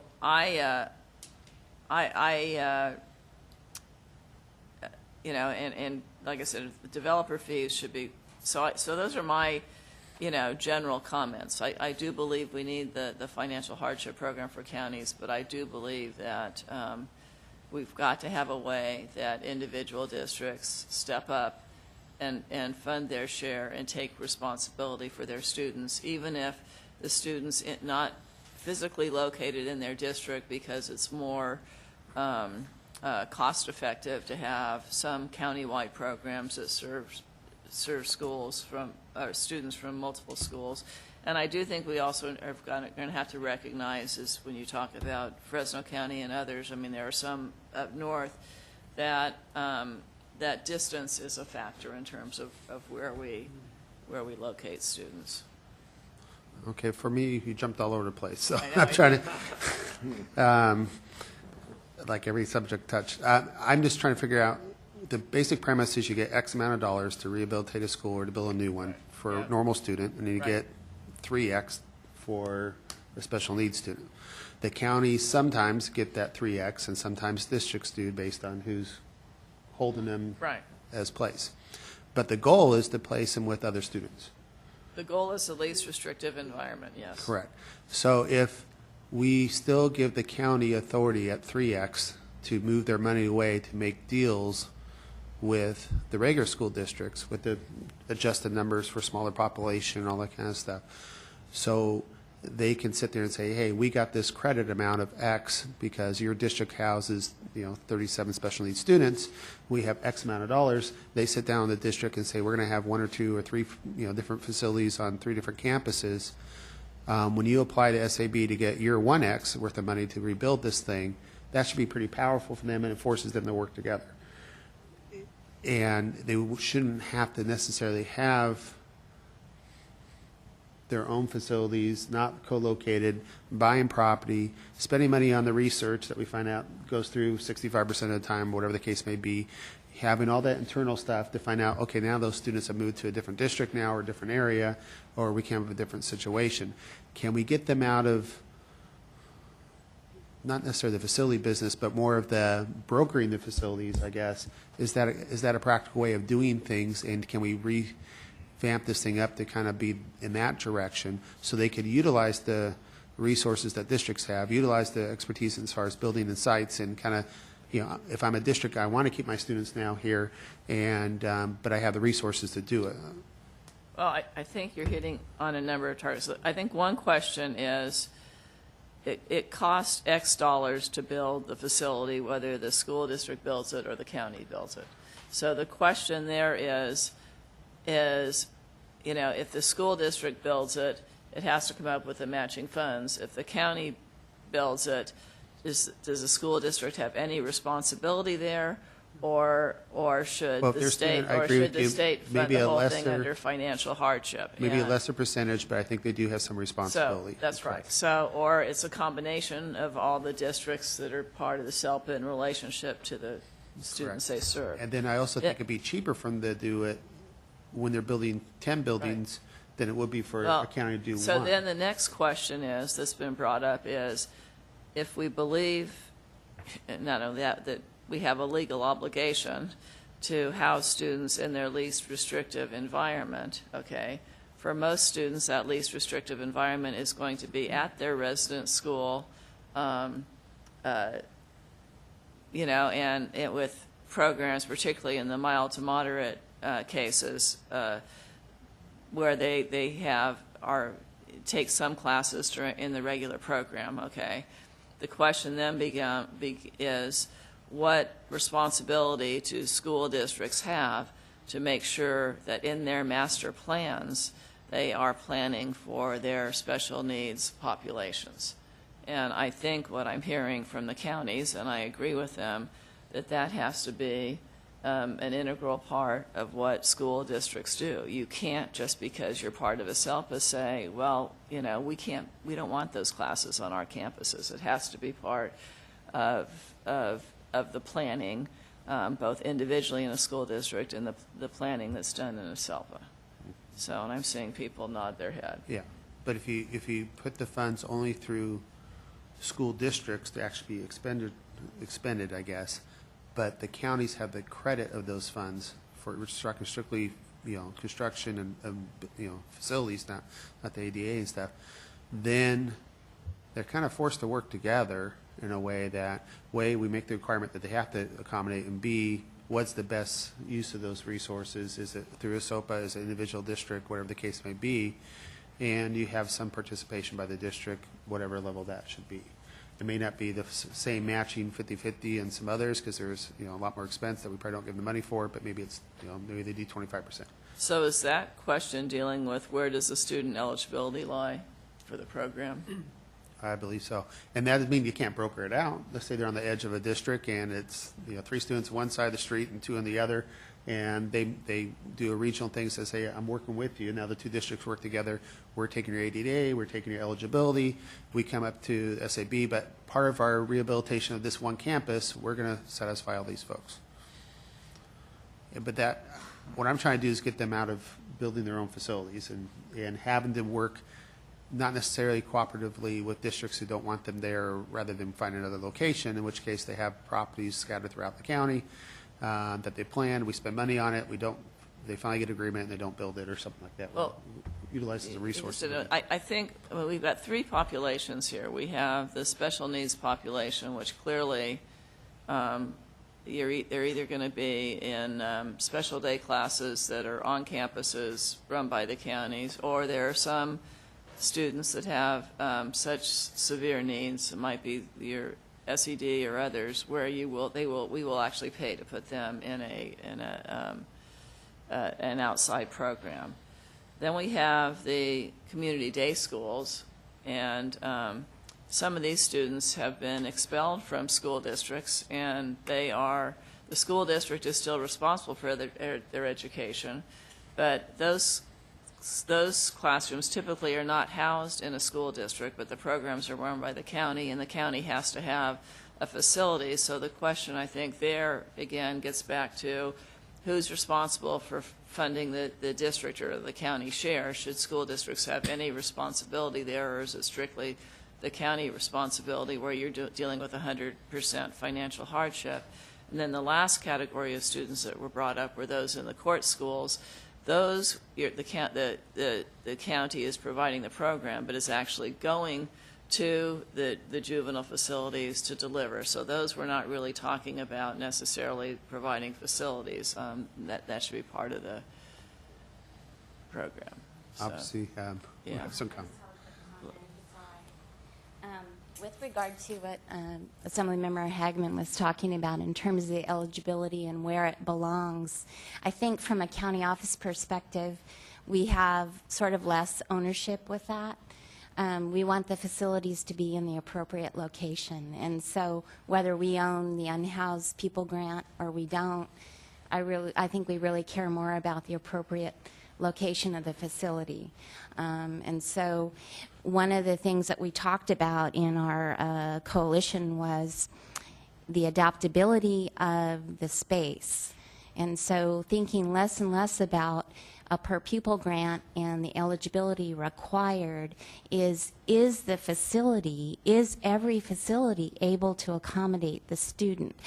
Much like, adapting all of our school sites to be access compliant. It's that concept. It's not as the student appears. Is every facility able to be adaptable to accommodate a special needs program? And we know that not every disability or every classroom is going to require a restroom, but that's the most limiting factor in terms of our placement of some of these programs, or therapy space. A larger classroom. The kindergarten classroom concept with the restroom inside of it is really, the ideal kind of combination, not age appropriate, not the peer group usually that we're looking for. So that's the physical limitation on a campus. And if that's not master planned in, then that's where a county office in this regional model has difficulty. And that's why we end up in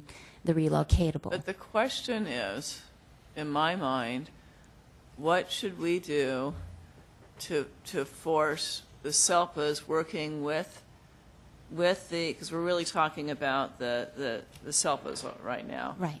What what responsibility should there be for the SELPAs to work with the districts and the districts to step up and fund their portion of that cost and provide the facilities? Because again, these students are still the responsibility of the districts, and that means that as a board member, a superintendent, a principal, we should be taking responsibility for the students and not saying, well, this is the only classroom we have, so we'll send them somewhere else to another program in the SELPA.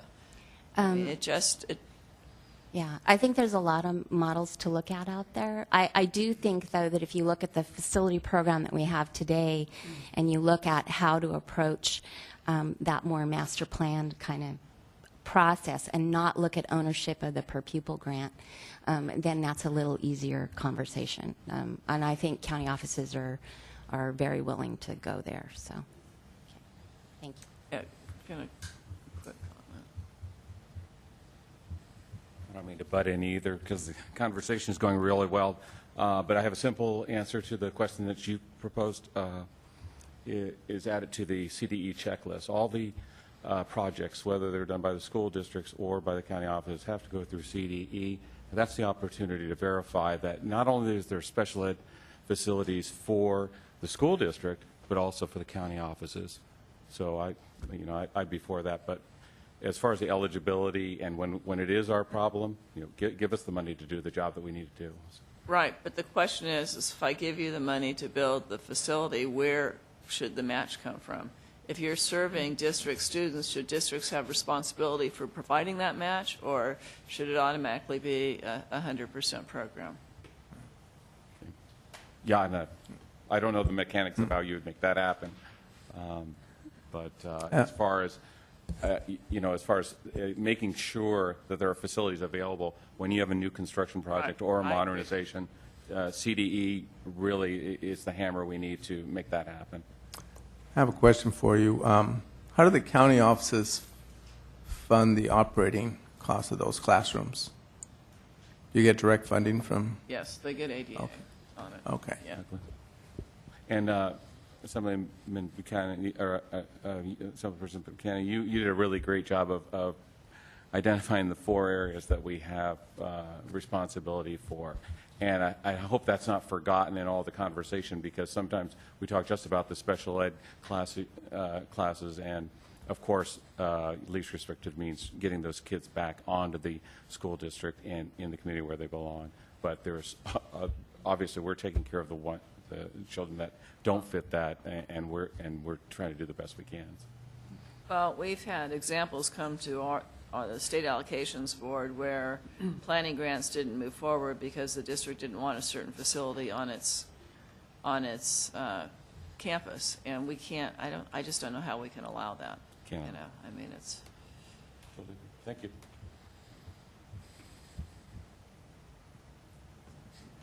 So what's the conclusion? So, I guess if I were going to sum, and you guys can, one is that, you know, I think we all, I think there's, I hope there's consensus on the fact that county offices of education are still going to participate in the program and will require financial hardship funding, but that we need to look at loading standards. They asked us to look at grant adequacy. I don't know if we look at that, but I think that the big takeaways that I've got is that we have to look at what we do to require master plans for schools, you know, to include the needs of special populations. And I think, at least where I would like to go, is to define what districts' obligation are to help fund, in addition to financial hardship, to help fund the matching grant portion of county Office of Education projects. I can see that. And staff hasn't presented any, usually they usually do option A, B, and C, or different ways to look at it. So you guys have the day-to-day experience on this. What's your thoughts? Well, I mean, just as a reminder, in terms of the eligibility, you know, we've been talking about incentivizing joint projects. Right now it is allowed, but there's separate eligibility. Again, the districts establish their own eligibility. We take a look at their students, their existing classrooms. County Office of Education, we do the same thing. Take a look at the students that they serve, the classrooms that they have, and each independently will establish eligibility. Now, they can use the eligibility that they both have and combine them for a single project. We have seen that in the past, where you have a couple of classrooms in, say, a new school that are for the county. It does happen. It's not as often as I think we'd like, but there are no current incentives for them to work together. They have independent eligibility, and they're established based on the same rules in terms of looking at projected students, existing classrooms, the same system. So that's kind of what I was, I guess, trying to get to in my thing, where can they make them work together somehow? So what would you suggest for incentives then? Right now, you could use the carrot or the stick, basically. What do we could force them to do it by legislation, doing the master plan. We could force them to participate, or what would be a nicer, gentler way of doing that? And let me piggyback on that. It seems to me that county offices should have some eligibility, but if I can say those students aren't my students because Kurt runs the county and he's Mr. Hagman, Senator Hagan, and he has the eligibility, then it seems to me that that's an easy way to say, I don't have to take care of those kids. Their eligibility remains with the county. I don't have to provide any matching share. I don't have to provide any facilities because they're the county's responsibility. And that we've got to have some way of changing that. So basically, we want the school districts to participate somehow, and we want to incentivize the county and the districts to co-locate and work together. Some kind of. So how do you put those together? We didn't take a look at it from that perspective. We don't have suggestions for you at this point.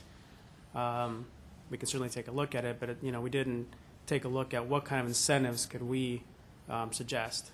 So at this point, we don't really have any from the staff point. Can you come back with maybe some suggestions on that at a later time? Then I guess we're going to be getting together quite a few times this month or next month. And I've been approached before in the past about whose responsibility the ones who are incarcerated. And how about those facilities too? Is it the sheriff's responsibility? Is it the district where they come from responsibility? That basically those facilities are not being, no one's spending any money on them. Obviously, the district gets no benefit for spending their money or eligibility on those facilities. At the same time, the sheriff's department probably has other things they'd rather spend their money on as well, and they don't get money from us for that. So the ones who are in custody, who takes kind of charge of the facilities and making sure they're compliant and all the rest of it for that too. And I guess it goes back to Ms. Buchanan's point of if they originate from a district, at some point where they end up, what should that district's responsibility for that student be, where they were going, if special classroom or incarcerated, those type of things, what responsibility does that district have for that student, and how do we get them to be a partner in that solution for that student? We're raising significant issues on how we educate and how we ought to fund education, and that I would defer to the legislature to propose some solutions to, and not the state allocation board. Right, except how we recognize from the very beginning that some solutions are going to fall with the legislature and some are going to fall with the state allocations board. But right now, how we fund it depends on how we count, how the state allocation board determines eligibility. I don't know if we need a legislative change for that. I mean, we can certainly identify that as we make recommendations, or whether we need a policy change for that. But I personally do believe that districts are responsible for their students' education, whether they're placed in a traditional school, whether they're placed in a special day classroom, whether they're placed in the community day school, because those are students. The intent of community days, you mentioned from the very beginning, is to get students back into the traditional classroom, and or even the court schools districts are responsible. And so how do we make sure that we're not shifting responsibility to another entity?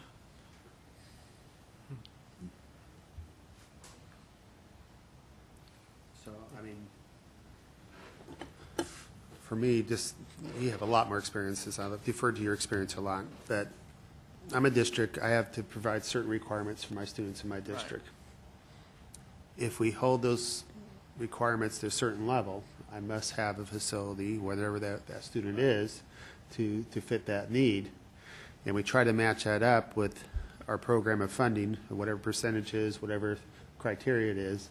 But ultimately, it comes down to that district and making a deal with maybe another entity to manage that student, but they're still responsible for something like that.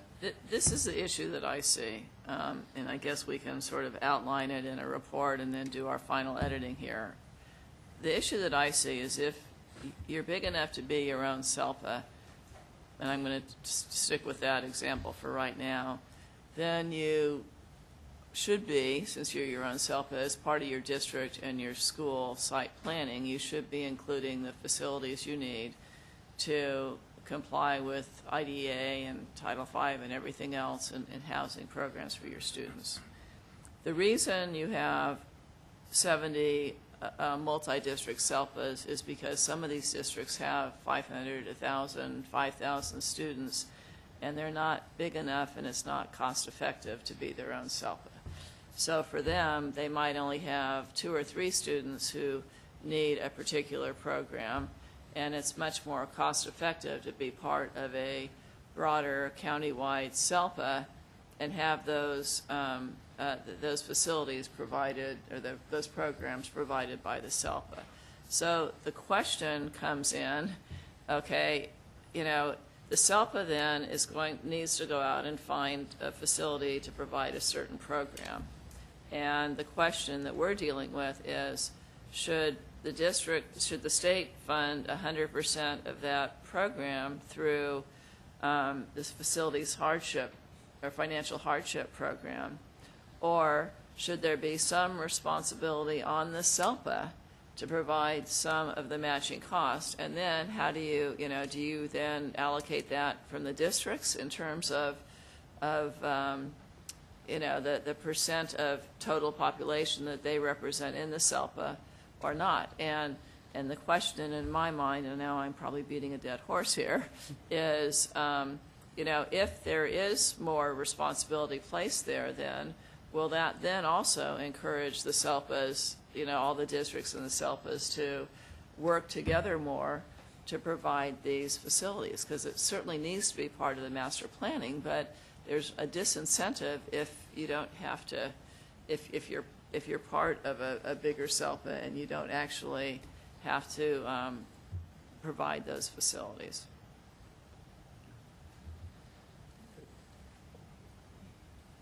We'll take one more comment, and then we've got to move on to the next item.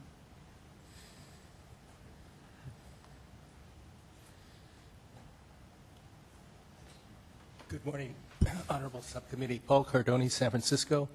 You touched a little bit on districts fronting money for county court schools.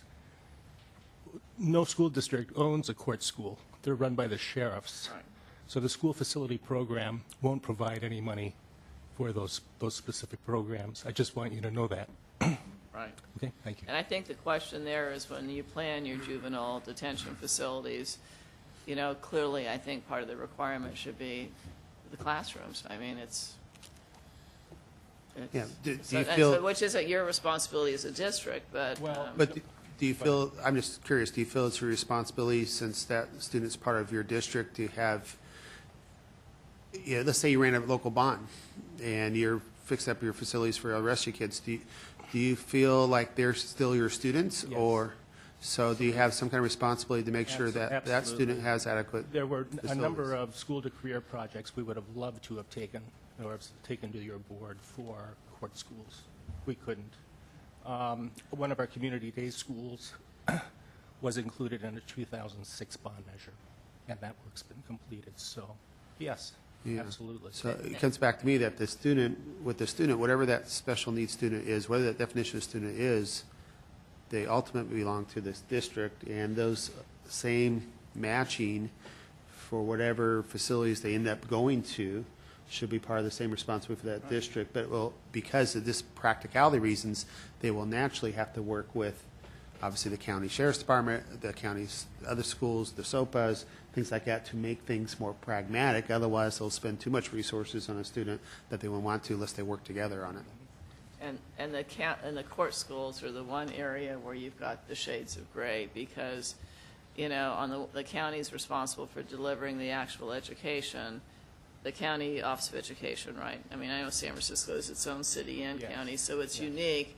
The courts are responsible for the facility, and so you want to be sure that we don't have a situation where one is looking at the other and the kids are caught in the middle.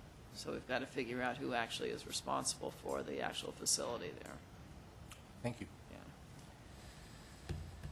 So I'm going to go back to where I think I've summarized it, that we want to provide more incentives for districts, even if the districts are part of a multi-district SELPA, to take responsibility in the funding. We recognize that there will still have to be financial hardship for counties, that we need to take a look at what the loading standards are based on type of classroom, and grant adequacy will fall in, and any incentives or incentives or policy we can have that encourages districts and county offices or SELPAs to work together to make sure that that we're meeting all the requirements of the federal laws. And Stefan basically stated that the administration is fully on board of all this, right? Yeah, acknowledging this and identifying which would, if based on consensus of ultimately the state allocations board, we want to identify which would require policy changes to the bond program, and which are actually would require statutory changes. Is that a Anything you want to add? Well, again, looking at consensus in regard to what may not be working in the current program, and that, but in regard to making recommendations on what changes ought to be in a future bond, I would abstain from the consensus there. Okay, so now hopefully we can work through. We've got about an hour. We want to try and finalize some items that we've talked about at length in other meetings and give direction so we can actually put together a draft, as complete a draft as possible for the committee to review at a future meeting. So maybe we can try and, as we summarize it as high a level as possible, since some of this stuff we've gone over at multiple meetings. Right, so there's two pieces to this discussion. The first on page 19 and 20 are two concepts that were discussed previously that there didn't seem to be one thought that was moving forward. And the first issue was related to consolidating the special programs. There was a lot of discussion about how special programs might fit into new construction or modernization, but the discussion didn't get to the point of deciding if all of the special programs that we currently have would actually be necessary moving forward. So there was a desire, it seemed, to decide whether or not all of these programs should in fact continue on in the future bond. And then the second piece to finalize related to modernization and whether or not modernization eligibility should be based on the capacity of the school at the time it was built or the enrollment of the students that are there at the time the facility is eligible for modernization. And then that's the first piece of it, and then if you'd like, I can summarize the second piece. Yeah, let's start. I mean, my recollection is that we pretty much agreed that the critically overcrowded schools and the overcrowded relief grants, I mean, critically overcrowded schools weren't even part of the 1D bond, if I recall correctly. The ORG was, but that if we do decide that we want to deal with portables and have incentives to replace them, since both of these programs were targeted at getting rid of all the portables, on the playgrounds or whatever, so that we could free up spaces and the schools could function better. That we're recommending based on that these programs be eliminated or not be included in the next bond. Is there? You want to go through the programs? Well, the critically overcrowded schools and the overcrowded relief grant. Critically overcrowded schools wasn't part of the last bond, so we've just been dealing with the trickle down. So I don't know why our recommendation would be to include that. And the ORG was specifically targeted basically at replacing portables on campuses. So if we have some agreement that we'd like to provide some kind of incentive so that we replace portables instead of modernize portables, then the question is I think we've had consensus, then the ORG grants would not be needed. Am I? Mm-hmm. Okay. And the others, I think, I think that the seismic mitigation, I mean, my own personal feeling on that is that it should be a qualifying qualifying category under the new construction or the modernization. But the problems we had that in the past was that it wasn't really pragmatic in both having the money to figure out if you had seismic issues, and then if you did, you're not going to do one building. So kind of a point system, if you have that part of your modernization, you should get some points for it, or maybe extra dollars, whatever the way to deal with it. But a program on its own didn't really function very well. Well, we changed the program to saying if an engineer and DGS agree that the school's not safe to be occupied and that school qualifies for seismic, then it will get funding. It seems to me that if a school's not, if you keep that criteria, then you ought to be able then to fund that project either under new construction or modernization, and it shouldn't be that if I've spent $100 million, I'm done. If a school is not safe to be occupied safe, by yeah. kids, you've got to do something. Mm-hmm. So you either have to modernize or you have to replace it, but you can't. So that's why my own recommendation would be that we make that a qualifying condition under one of the other two programs and not carve out a separate Yeah. grant amount for it. Exactly. Okay.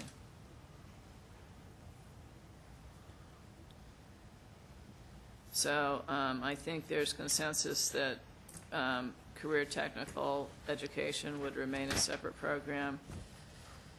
HPI would remain a separate program, joint use and facility hardship. Now, whether ultimately the next bond includes carve-outs for all these or the bond gets narrowed more, that's a separate discussion, but that those programs should remain separate.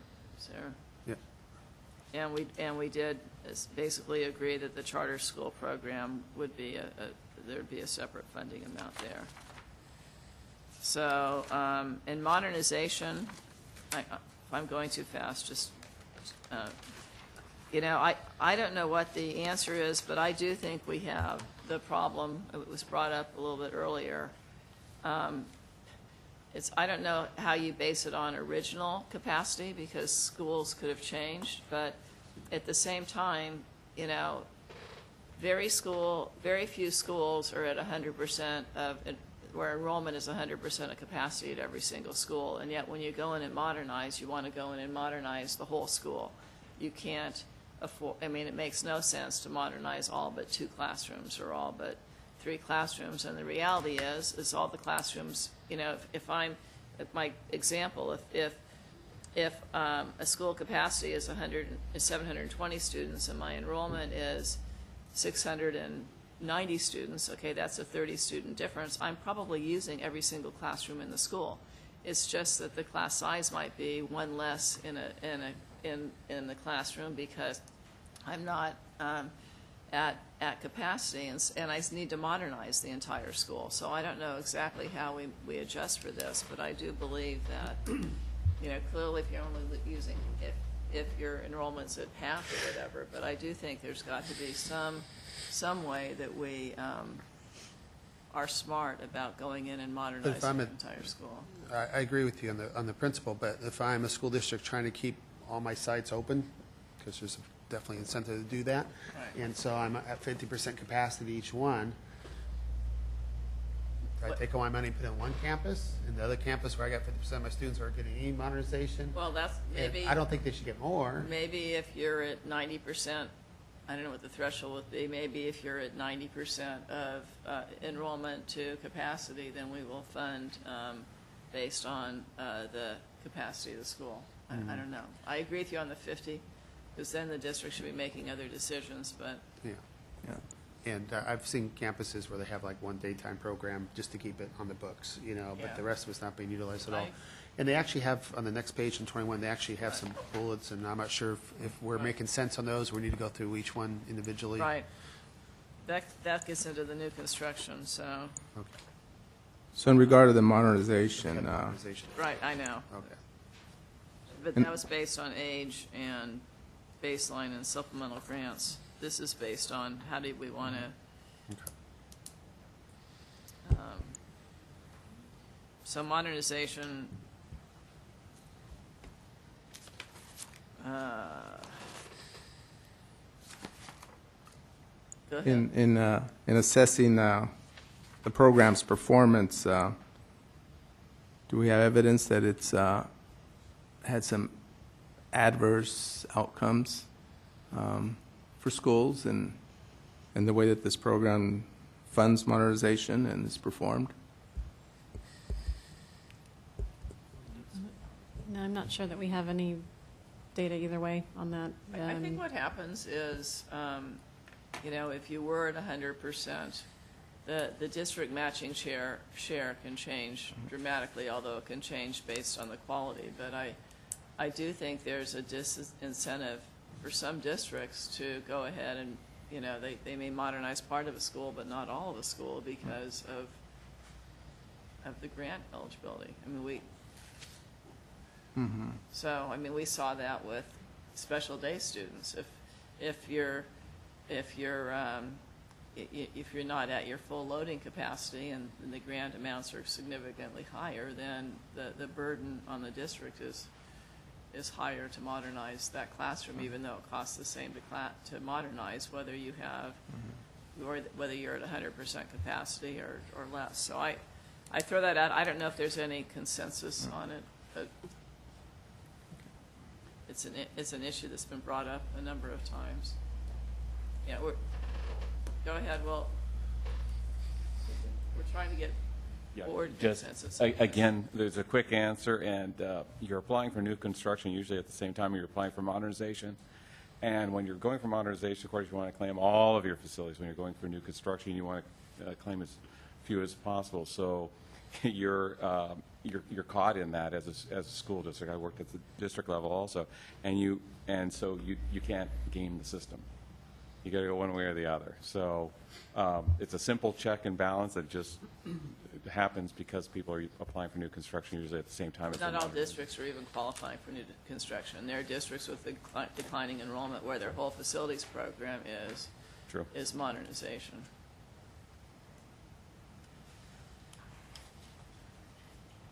So is there any consensus? If there's not, we'll just either drop it or report it out. I'm confused what we're even on. What? Confused what we're even on anymore. Well, what we were on was taking a look at modernization eligibility, whether it should be determined by the capacity of the school or the enrollment at the site, which is really not determined in enrollment at the site. You take your modernization eligibility, don't you, from your, do you base it solely on your enrollment at the site? You don't have to adjust it every year, but Right. if you lock in at a particular year, if your highest year is still less than what you built the school for, it may still not be the capacity of the school. So let's say you built for 700 and you applied for modernization, and at the time you had 675 students, you would not have to continue to adjust that unless you wanted to, and maybe you went up to 680 students. You could come in to adjust upwards, but it's not required every year like new construction eligibility is. How often do you have to adjust? Only when the district chooses to do so, once you've established that initial number. But you have to adjust when you come in with an application, I guess. Right, that based comes on off your automatically actual, when an And so application you're saying comes- once you put in the application, you can lock it in? For the, yes, the initial application locks it. I think what I agree with you, John, is if they're at, let's say, 80% capacity when they apply, we may want to look at doing the whole school. You know, if it looks like, if you look at your history numbers, it's not a game of switching pupils from one school site to the other for 1 year or the other, because you don't want to go back and do 20% 5 years from now or 10 years from now, go through that process. It does make sense for the fiscally for the taxpayers and the dollars. It's much cheaper to do that whole campus at once. This makes sense for the school district, nor does this do the school justice to, you know, modernize 80% of it. But whatever that line is, you know, once you cross that threshold of capacity, I think the whole campus needs to be done. And yeah, it's going to cost us a little more now, but I think it saves us more money later if you do the whole campus. So I'm open to that suggestion. I don't know what that number should be, 80%, 85%, 90%, but to do it based on the full capacity of that campus. And hopefully we're all doing the right things. If there is a percentage of matching funds anyway, the school's going to want to do that. It's not going to want to go back and try to retrofit part of it later. And they're going to want to try to maximize their local resources as well to make sure it makes sense. Something to consider also is that there are a lot of school districts that have already used up most, if not all, of their eligibility, which means that when we came in and established eligibility, most of the classrooms were of age. Some may not. So over the years, and they used a funding application to house them, to modernize them, but they may have some eligibility because 1 or 2 or 3 classrooms are now of age. So they may have some eligibility remaining, but they already had a previous modernization application. So in these particular cases, again, they already received modernization funding, but they only have few pupil grants left. In those particular cases, you know, again, I think the subcommittee should consider whether they're you're not talking about modernizing the whole campus, just the classrooms that are of age.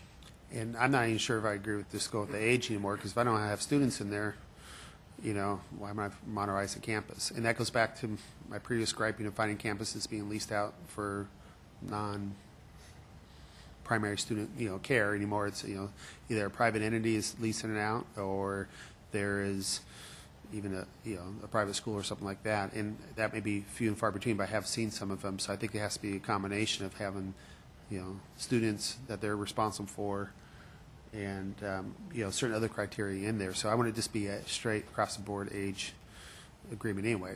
If it's not going to be utilized for their mission, why are we fixing it up? Well, maybe, I'm not sure that's part of a bond, because there's going to be dollars for modernization, but maybe we can come up with some sort of what we might be reasonable criteria. I don't want it to go backwards. I want us to move forward on it and have it apply to new projects. But if you're going in, by the time you have when you go out in a construction project in a school district, it's a big project. Between your staging areas and your interim housing and everything else that you're doing, there are so many costs that are tied up that it just doesn't make sense to me to incur them twice. If you're, say, at 90% of capacity, it makes sense 90? to me You want to go for 90? Well, I don't know what the right number is, but. Well, let's make a number, and let the staff give us a recommendation on the two. But 90 would be. 90, but 85? I don't know, but. Going twice. Twice, yeah, we'll move on, but moving on to new construction on page 21, the question is all school districts should be required to reestablish eligibility. I think we've all agreed Yes. to that in the past, so that's yes on that. SFP regulations should be aligned with California Code of Regulations, Title V. If a new school statewide bond is passed, I think that So yes. is yes on that. Again, we're going to abstain from any recommendations for a That's future fine. bond. Right. So, She's calling sick today. We will so note that, it just says if a new school bond is passed. It's not saying we're having, Yeah.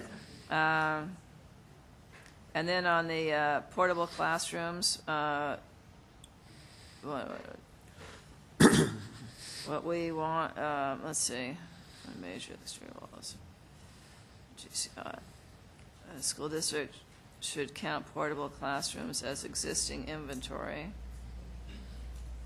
That was a takeoff of the discussion of how to handle Right. portables, and this would just basically maintain that, yes, portables would still be counted as inventory in the future. Well, I think we've Yes. agreed that we want to replace portables, don't we? Right, but this was, I think, one of the options is whether you even count them. So there's a You follow-up count to it, that, and and then if you have money to replace them, you do, but it's Well, I not think, count them as we're going to capacity. count them, okay, but what I think we agreed to on portables is that when it comes time to modernize, we're not going to modernize portables, so we Correct. will allow districts new construction funds to replace portables Yeah. with permanent This just is facilities. asking, do you count them?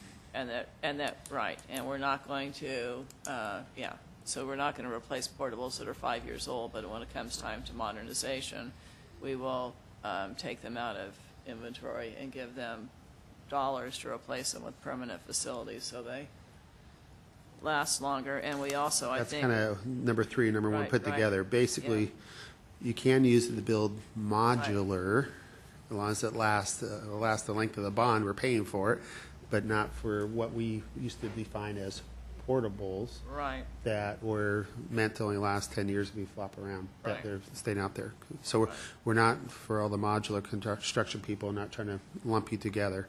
There's obviously a case for modular, prefab buildings, every other type of construction model out Right. there.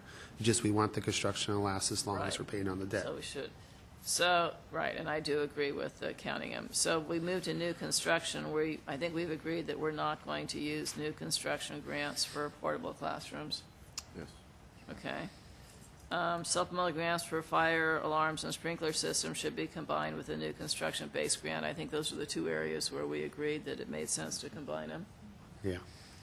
Modernization eligibility, all school districts should be required to reestablish modernization eligibility baseline at each site in order to be eligible to receive Yes. funding under the new bond, yes.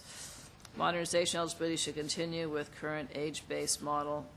With modification. I'm straight, you're 60 years old or 40 years old, whatever the criteria is, no, I think it has to look at the other parts of it. Just like you brought up the example, they modernized 80% of it.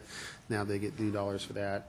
Are they utilizing it for their primary purpose? I mean, all those different kind of things. Well, I'm going to put yes for now, unless you have other specific criteria, because we also don't want to have a situation where now we have, one, we don't want to incentivize construction that doesn't last at least 25 years, and two, looking statewide, I don't know how you have anything better than a 25-year unless you're looking at a facility hardship situation. Let's say it's a completely concrete building and it doesn't need modernization. I think there should be Okay. criteria that says that it actually needs to be modernized. It's a school building's been built by, brick and mortar, by fine mortar people, and it's still in good shape. Yeah, you may need some upgrades, but, I don't know.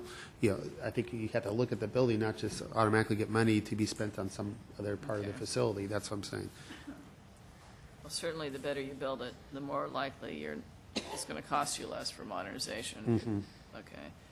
But I'm going to say overall that, yes, we may want to figure out some exceptions. Supplemental grants for fire alarms should be included. I think we've agreed with that, right? Modernization funding grants may continue to be used for the purpose of modernizing or replacing portable classrooms. We want to, I think we want to incentivize replacing portable classrooms, not modernizing them. Yeah, we don't want to modernize them, that's for sure. Alternative use modernization grants be limited to incentivizing. So Yeah, it's two. yes to two, was Yeah. what we want as the alternative. Charter school facilities, a separate allocation, I think Yeah. we're yes. And facilities inventory, I think we'd like to have some sort of database, preferably an off-the-shelf program. Those are, the rest of this, I think, is, The rest is just background. the rest is just background In information. case there were questions. So, anything else we need to discuss? Just want to make sure it's clear that Stefan is representing that we're not sure we're going to have a bond yet. You can't vote on it, right? That's right. There we go. There'll be discussions, but hopefully, when it comes time to discuss it, we'll be able to do it. Are there any other comments from anyone in the audience before we? Out of all the things you talked about what some people have called boutique programs or the specialized program, is closing them out if they're not performing. I think that's the most important thing. If the money is not getting out, we did that with priority and funding. I think that's excellent program of getting those construction projects going that are ready to go. I think the same thing with any program that isn't getting the money out, get it out. Thanks. Thank you. All right, we're adjourned. Thank you. Thank you. Great job, Madam Chair. Thanks.